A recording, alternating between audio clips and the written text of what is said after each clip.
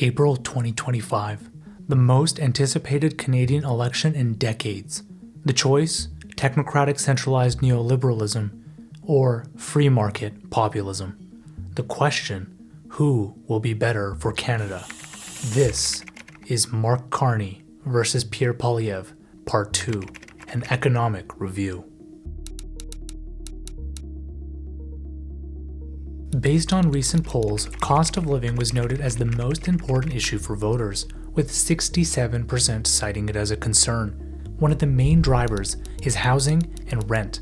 Under Trudeau, housing prices and rent increased 62% and 51% respectively, and at the same time, median incomes only grew by 10%.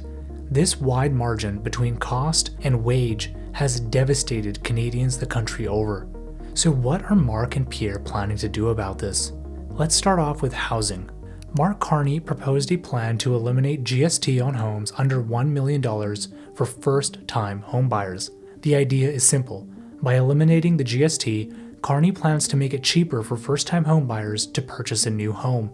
But there are few problems with this plan. For one, this won't go very far in cities like Vancouver and Toronto, where the average home price exceeds $1 million. Furthermore, this doesn't address the real issue of housing affordability. Let me explain. The Canadian government is in a bit of a pickle. The economy is as fragile as they come because the country has gotten high off real estate. Given this, they can't lower prices because if they do, it will absolutely compromise the economy and compromise elections. So instead of focusing on increasing supply, they use gimmicks like this to make it artificially cheaper to buy. And the worst part about it, this will eventually reach an equilibrium where prices will simply move up as more people compete for the same resources. But what is Pierre Poilievre planning to do? Well, he wants to get rid of GST on all new homes regardless of the buyer and increase the limit to 1.3 million. On a positive note, this helps a bit more in Vancouver and Toronto, but this will likely lead to even greater housing inflation than Carney's policy. Again, it's simple supply and demand. These incentives have the same impact as lowering interest rates. It makes housing more affordable, but all the savings are stripped away as housing prices increase as the market is flooded with new demand. Frankly, we think both of them are a bit silly to do this, although Carney's idea is a little bit better. On the issue of supply, both have promised a few policies, which differ drastically.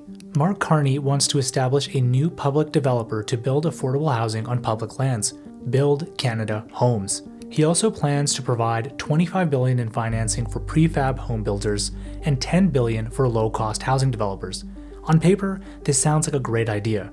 For one, there is a lot of federal land and buildings that could be better used for housing. Two, prefab homes are much cheaper and faster to build, and financing could help spur innovation and capacity in the industry. And three, loans for low-cost housing development could offset developer economic losses and encourage the building of cheaper residences. That said, there are problems with this idea. Firstly, there isn't much federal land and buildings in key cities that would be attractive to develop on. Therefore, we think the benefit in cities like Toronto or Vancouver will be limited. Next, the Canadian government isn't filled with the most savvy individuals. Sorry, it had to be said. Singapore is the only country to successfully run such a program, and their government is filled to the brim with the best and brightest of their country. And three, prefab is not a great solution for densification and instead helps with sprawl, which again is not really going to solve the problem in cities like Vancouver and Toronto. But wait, Carney is not finished.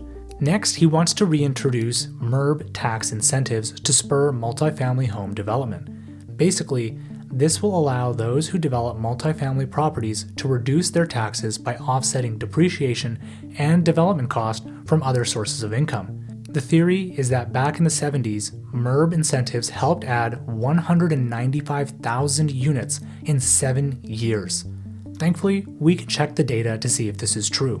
And although this data is old, if you look at this analysis from the CMHC, it shows that multifamily construction didn't increase very much after MURB incentives were introduced. Instead, the largest increase was in single-family home dwellings, which were not covered by MURB incentives. Furthermore, most of the growth in housing was related to government involvement, not the private sector as is shown in this chart. And lastly, This period of time also coincided with a significant real estate bubble that eventually crashed. One of the drivers of this was people speculating on land to shelter taxes. In essence, this program is a better version of negative gearing in Australia, which also happens to be one of the dumbest tax policies on earth, as we covered in our world-famous video on the country. Lastly, Carney wants to cut municipal development charges by 50% for multi-unit projects, saving $40,000 per Toronto apartment. This is a good idea, but again, it will only lead to short-term benefits in our view. This is because supply and demand will balance out and the price will push back. Overall, we think this plan, although ambitious, will have little to no impact on housing. But what about Pierre Poilievre? Pierre Poilievre is taking a slightly different approach. His main strategy is to tie federal funding for municipalities to home construction growth targets. In essence, if cities don't hit their 15% growth target, they will be penalized and lose out on a ton of money. But if they exceed their targets, they will be rewarded. Supporters of this believe that the carrot approach of the housing accelerator is not enough to encourage cities like Toronto or Vancouver to step things up. They argue that a punitive approach could force the hand of cities who don't want to lose critical funding. In essence, this will stamp out red tape and NIMBYism. That said, it doesn't address labor or resource issues, which makes it challenging to ramp up development. In addition, on the topic of NIMBYism, Pierre will also introduce NIMBY fines when developments are blocked due to local opposition. Frankly, we have no idea how this would work in practice, and it seems more like a talking point than real policy. Next, he wants to overhaul the CMHC to expedite financing approvals. But again, we can't find any evidence that this is a real driver of the problem in housing. Which gets to the theme of Pierre. He really likes the stick and decentralization. Mark, on the other hand, likes the carrot and centralization. Neither, in our view, really has a good grasp on the issue, and we don't believe either will make a major improvement to housing. To us, the issue is far deeper than either candidate cares to admit. But we can save that for another day. The next most important issue for Canadians is trade with the United States. Now, unless you've been living under a rock, you might be aware that Donald Trump has decided he hates Canada. Or maybe he loves Canada. Or he hates Canada. I guess it depends on the day. This is obviously not good because the US is, well, Canada's biggest trade partner. In fact, Canada exported nearly $600 billion in goods to the US in 2023 and imported nearly $500 billion, representing 77% of exports and 63% of imports respectively. Furthermore, US trade directly supports 2 million Canadian jobs, with many more indirectly relying on it. Trump has proposed a sweeping 25% tariff on nearly all Canadian goods and a 10% tariff on energy. This is dire, and how this is handled will be critical for Canadians the country over. So, what will Carney and Poilievre do? Given Carney is already Prime Minister, he has imposed $60 billion in tariffs on US goods and vowed to add another $95 billion. Poilievre has criticized this as being too aggressive and wants to take a more targeted approach to limit damage to Canadians. Poilievre claims that the Liberal approach will hurt Canadians more than Americans.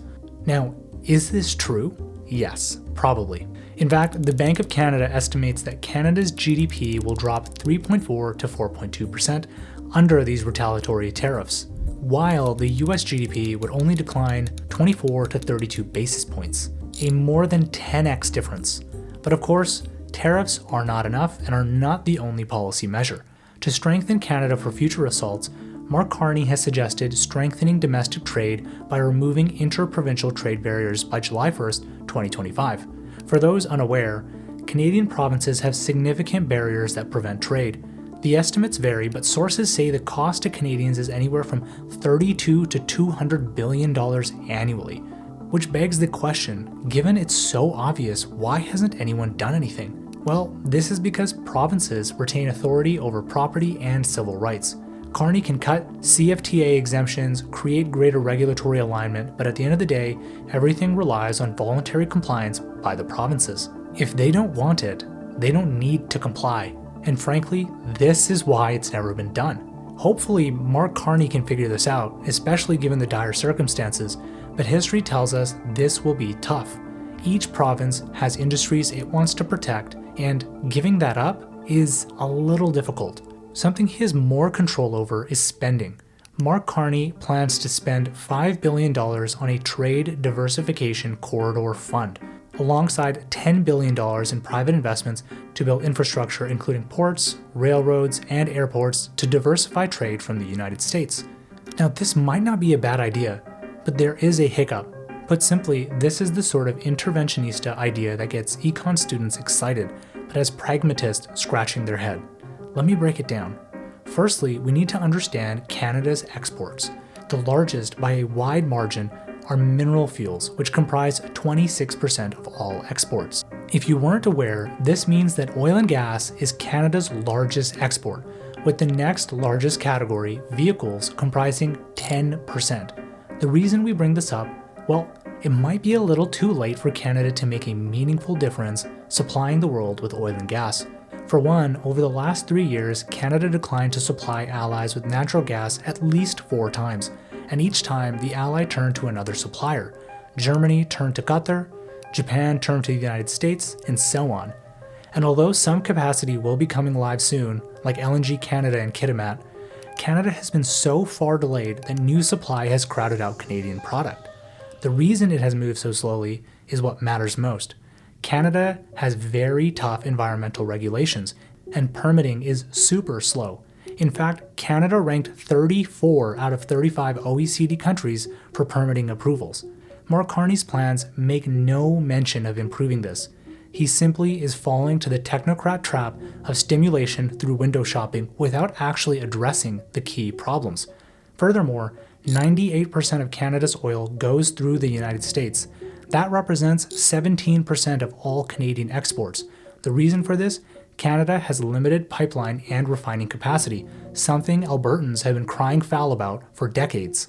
And these things aren't cheap. A refinery of meaningful size could cost over $10 billion. A pipeline to get to Europe like Energy East would cost over $15 billion. Furthermore, each project would take 5 to 10 years to build, and that's assuming Europe and the rest of the world even wants Canada's oil. So in essence, this $15 billion fund will have little to no impact on energy markets. But it gets worse. Vehicles represent 10% of all Canadian exports. 93% of these vehicles are shipped into the US market. Any investment to change the supply chain would be pointless. For one, these companies set up in Canada solely for the reason to sell into the United States, given Canada's cheaper labor. It would make no economic sense to ship cars manufactured in Canada abroad, especially given existing manufacturing footprints in other key markets. And the cherry on top of this beautiful sundae is that Canada has an industrial carbon tax, which is set to increase to $170 a ton by 2030. Now, to be clear, this is different from the consumer carbon tax. This is not the consumer carbon tax. This is the tax that industrial emitters pay, emitters that are directly being harmed by tariffs from abroad. And Mark Carney has promised that although he will get rid of the consumer carbon tax, he will continue to propagate the industrial carbon tax and likely increase it as he shifts the tax further on to industrial emitters. The conclusion? We are deeply skeptical of these infrastructure investments. We do not think they will meaningfully improve Canada's economy. You can invest in all the roads, all the ports, and all the infrastructure you want, but if there is no meaningful industry to benefit from it, it is wasteful. If you refuse to get rid of the regulations that hamper industry, it is meaningless. This might be harsh, but this is the sort of crony technocrat capitalism that has run amok in the world. Spreadsheet warriors who don't understand what the real economy looks like. BS private-public partnerships that do nothing other than make it easy for private firms to lower their cost of capital on the backs of the taxpayer. But is Poilievre any better? Like usual, Poilievre is taking a very different approach. Instead of top-down investment, he's focused on deregulation. The first thing he wants to do is establish Canada shovel-ready zones to accelerate major infrastructure and resource projects by pre-approving permits. This would speed up projects like mines, LNG plants, pipelines, and data centers. And in our view, this will probably have a more meaningful impact on private industry than Mark Carney's approach. The reasoning is simple. Mark is artificially using tax dollars to spur investment, while maintaining the status quo that has made it hard for private companies to invest in the country. Poilievre is simply removing those barriers. In fact, prior to these barriers, Canada had significantly higher rates of foreign direct investment. For example, FDI was $72 billion in 2013 and currently sits at around $40 billion. But Poilievre goes a step further. He promised to greenlight all federal permits for mining chromite, cobalt, nickel, copper, and platinum within 6 months of taking office, aiming to bypass lengthy environmental assessments. And to get these products to market, he added that he will invest $1 billion to build a road connecting the Ring of Fire to Ontario's highway network. These initiatives, though, have been criticized for their potential environmental impact and the bypassing of Indigenous rights. And frankly, you'd be lying if you said they won't. They will definitely lower environmental standards, and they definitely will compromise on Indigenous consultation. Anyone who tells you otherwise is lying. That said, 2 First Nations groups in the Ring of Fire have come out supporting this, saying they are excited about the economic impact it will have on their communities. Furthermore, to spur Canadian industry, Poilievre argues Canada also needs skilled workers. To that end, he's promised to reinstate apprenticeship grants which were set to expire and partner with unions to add 350,000 new skilled workers over 5 years. And on the issue of provincial barriers, he wants to harmonize provincial health and safety standards to allow tradespeople to work nationwide. These strategies, although they compromise the environment, actually address some of the structural pitfalls of Canada, instead of simply throwing money at the issue. Carney, realizing the hole in his plan, decided to update it so it too addressed skilled worker issues like Pierre Poilievre. Now, Carney promises to provide an apprenticeship grant of up to $8,000 and increase access to union-led training initiatives. On top of this, the Liberals are promising to establish a new $20 million capital funding stream for colleges to support new training spaces for apprenticeships. Now, on top of these economic initiatives, both have promised to provide support to businesses and individuals as they struggle through Trump's tariff war, but we highly encourage voters to not vote on these types of policies as they are short-term in nature and miss the forest for the trees. Lastly, let's talk more broadly about taxes and economics. In 2024, due to their spending, the Liberals were forced to increase the capital gains inclusion rate. Thankfully, both Carney and Poilievre realize that this is a moronic idea and makes Canada less competitive. In addition, both have realized that income tax is a little too high at the lowest bracket. Carney has proposed a 1% cut to the lowest tax rate, saving dual income families up to $825 per year. Poilievre tried one-upping the Liberals and proposed a 2.25% tax cut on the same bracket, saving dual income families $1,800 per year. The downside of these cuts is that Canada's balance sheet has been run by children for the last 10 years, and there isn't much capacity to handle so much lost tax revenue. But the upside, more money in Canadians' pockets. Other than that, Mark Carney has promised to abandon the consumer carbon tax as we mentioned earlier. However, he plans to shift the burden to industrial emitters, meaning the economic impact will be the same. It will just be felt differently. Poilievre, on the other hand, has promised a much more aggressive taxation policy. In particular, he has proposed a deferral of capital gains tax if the proceeds are reinvested in Canada. This is similar but more broad than the 1031 exchange which exists in the United States. But why create something like this? In the last 10 years, Canada has struggled to have companies invest at home. Canada's net direct investment position increased to $811 billion in 2023, which basically means that more money leaves Canada than comes in. This tax policy could seriously change that, but there is a major problem. If this tax policy extends to housing, it will only worsen the situation in Canada. So far, no comment has been made on what would qualify for this deferral, but if Pierre thinks a 1031 exchange-like mechanism in Canada is a good idea, he is wrong. For businesses, such a deferral might be smart because, as we mentioned, Canadian businesses do not invest in Canada. Investors would now be able to plow the money back into productive Canadian businesses, which could help create jobs and address Canada's productivity crisis. This would make Canada way more attractive for innovation and business. But for real estate, this would be disastrous. Canada currently has a major housing crisis, and a deferral on capital gains on real estate will compound the issue. Canada already has the lifetime capital gains exemption on primary residences, and that is a terrible policy. This will simply add fuel to the fire. Hopefully, Poilievre clarifies that this only applies to productive businesses and not real estate, in which case we think it's a smart idea. Another idea he has proposed to increase Canadian investment is to raise the TFSA limit to $12,000 per year, as long as the new contribution is invested in Canadian companies. This could be a great idea, as it would allow Canadians to save more while encouraging investment at home. However, the main problem with this is that it might increase Canadian company valuations, lending to a small equity bubble. Okay, this was a lot. We discussed affordability, tariffs, taxes, and everything in between. And the question you might have in your mind is, who does the infallible 2 and 20 think is better for the economy? More importantly, who should I vote for? Well, that's for you to decide. We are strongly opposed to the idea of endorsements outside of exceptional edge cases, and instead prefer to lay out the facts for people to understand. In addition, we don't have a crystal ball.